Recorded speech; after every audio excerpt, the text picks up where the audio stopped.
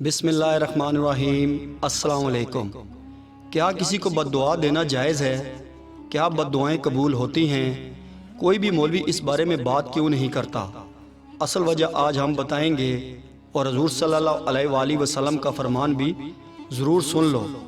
حضرت سیدنا معروف رحمۃ اللہ علیہ کچھ لوگوں کے ساتھ دریائے دجلہ کے کنارے جا رہے تھے کہ راستے میں ایک گروپ ڈانس پارٹی اور شراب نوشی وغیرہ میں مصروف تھا۔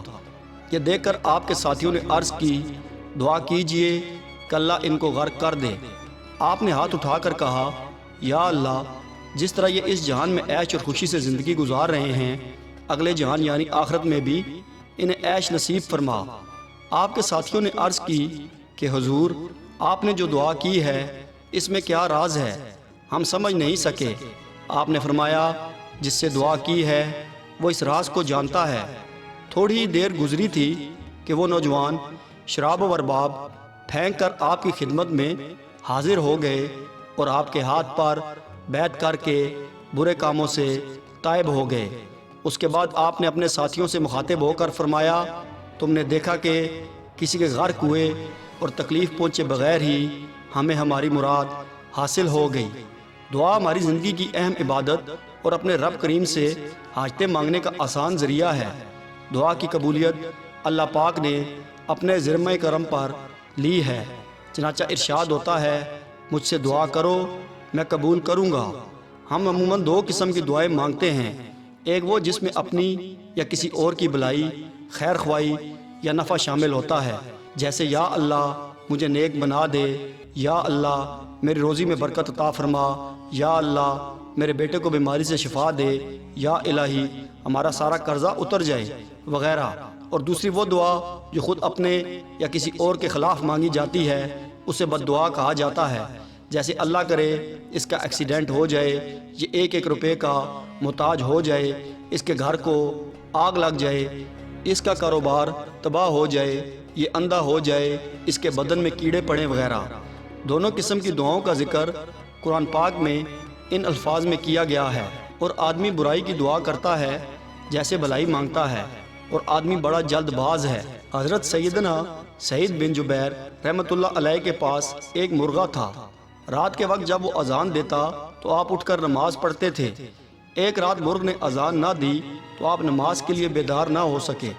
صبح آپ کو اس معاملے کا بڑا صدمہ پہنچا۔ آپ نے کہا، آج مرغ کو کیا ہو گیا؟ اللہ اس کی آواز ختم کر دے۔ چنانچہ اس کے بعد کبھی کسی نے اس مرغ کی آواز نہیں سنی۔ آپ کی والدہ نے فرمایا، بیٹا اب کبھی کسی کے لیے بد دعا مت کرنا۔ اسلامی تعلیمات کے مطابق مسلمان ایک جسم کی مانند ہیں، جس کے ایک حصے میں تکلیف ہوتی ہے تو درد پورا بدن محسوس کرتا ہے۔ تو پھر کیا وجہ ہے کہ ایک مسلمان دوسرے مسلمان کے خلاف کرنے لگتا ہے؟ دیکھا جائے تو اس کا سبب غصہ، حسد، جیلسی، بغض و کینہ اور سامنے والے کا ظالم اور گناہوں میں مبتلا ہونا ہو سکتا ہے۔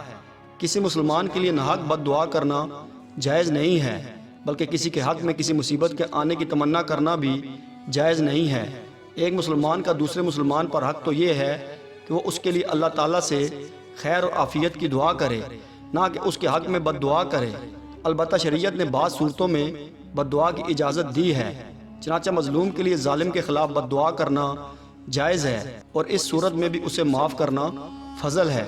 پھر اگر ظالم مسلمان ہو تو اس میں اعتدال ضروری ہے کہ جتنا ظالم نے ظلم کیا ہے اس کے بقدر اس کے خلاف بد دعا کرے، اور اگر ظالم کافر ہو تو اس کے خلاف مطلقاً بد دعا کی اجازت ہے، جس طرح چاہے بد دعا کرے۔ اس طرح کفار کے خلاف یا ظالم بے دین حکمران کے خلاف یا کسی بد عقیدہ شخص کے خلاف بھی بد دعا کرنا جائز ہے۔ اگر کسی کافر کے ایمان نہ لانے پر یقین یا ظن غالب ہو اور اس کے جینے سے دین کا نقصان ہو تو ایسے شخص پر بد دعا یعنی مرنے کی دعا کرنا درست ہے۔ مسلمان کے لیے بد دعا اس کی چند صورتیں ہیں۔ نمبر 1، سنی مسلمان اگر کسی پر ظالم نہیں تو اس کے لیے بد دعا نہیں کرنی چاہیے، بلکہ دعائے ہدایت کی جائے کہ جو گناہ کرتا ہے چھوڑ دے، اور اگر ظالم ہے اور مسلمانوں کو اس سے ایذا یعنی تکلیف ہے تو اس پر بد دعا میں حرج نہیں۔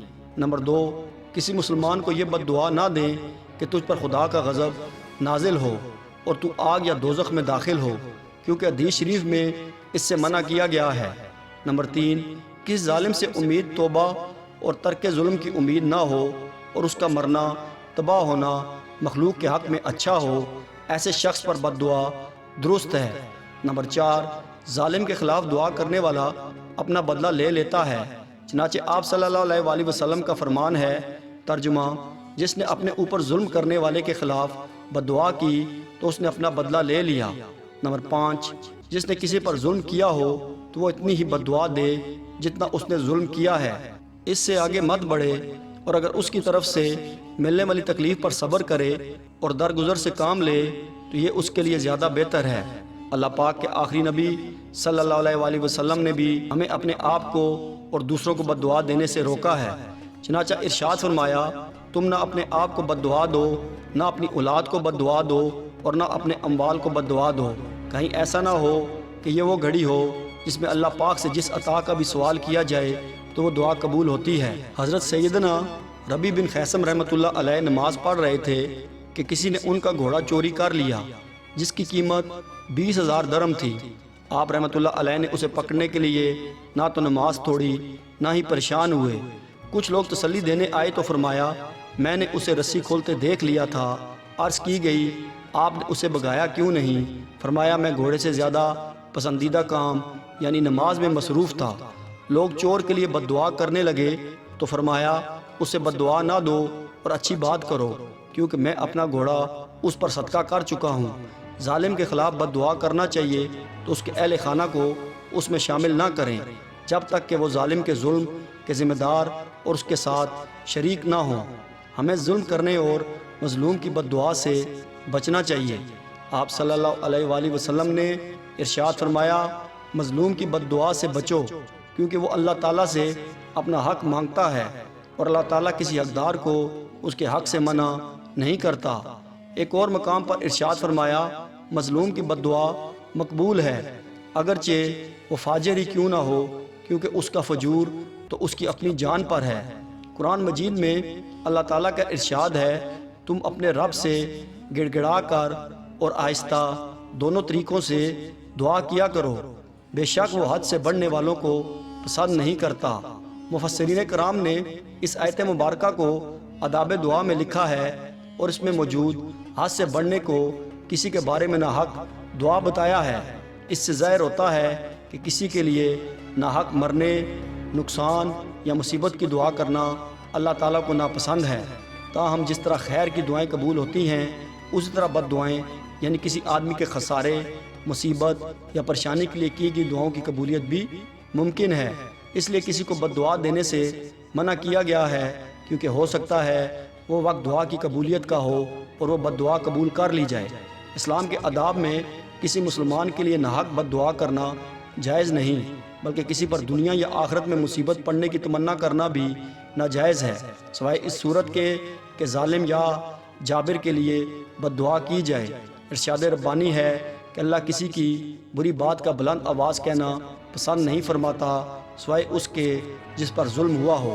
ایسے ظالم کا ظلم ظاہر کرنے کی اجازت ہے اور اللہ خوب سننے والا، جاننے والا ہے۔